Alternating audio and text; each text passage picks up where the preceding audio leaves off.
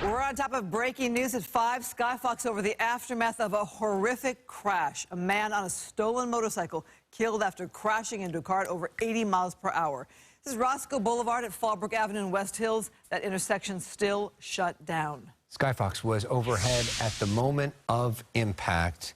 We are pausing right before that happens.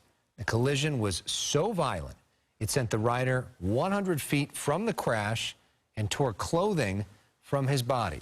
This crash is like something we have rarely seen before. It speaks to the extreme danger involved in pursuits, something a lot of people just think of as entertainment, but there's real danger there. Fox 11's Coco McAvoy live in West Hills for us tonight with more. Coco. Good afternoon. This is truly a violent crash, and you can tell by the horrific aftermath. We're at Roscoe and Fallbrook, and I'm going to step out of the frame so you can see what's happening here.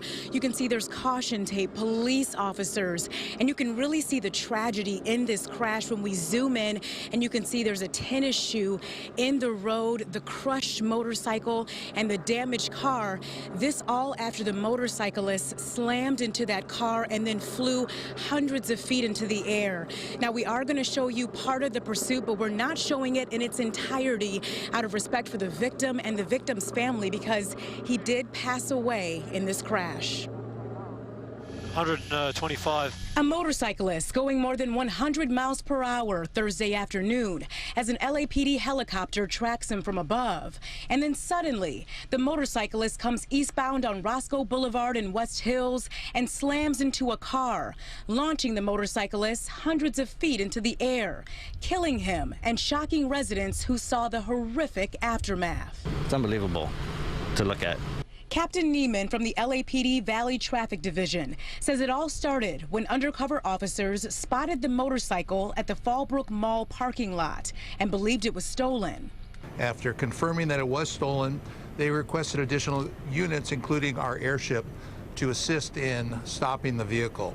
The motorcyclist took off, and officers initially followed him until we did attempt to stop the vehicle in the parking lot, but when he fled, a decision was made by the supervisors and the incident commanders that we would not pursue this motorcyclist. Instead, LAPD tracked the motorcyclist from the sky until the unbelievable crash.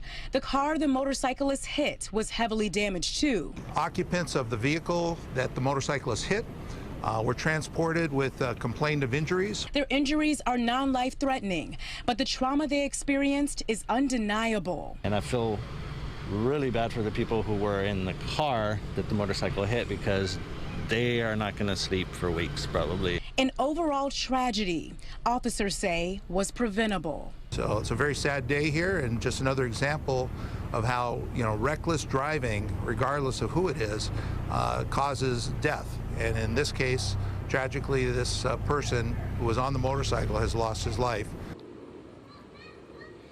And officers on the scene told us that they really did want to make it clear that they did start a pursuit, but then ended it quickly. And they said they decided to end it and track the motorcycle just from the helicopter because of the high speeds from the motorcycle, also the potential risk to the public. But as you can see, very much so a tragedy here. Now, the victim, the motorcyclist, has not been identified. We don't know anything about him yet.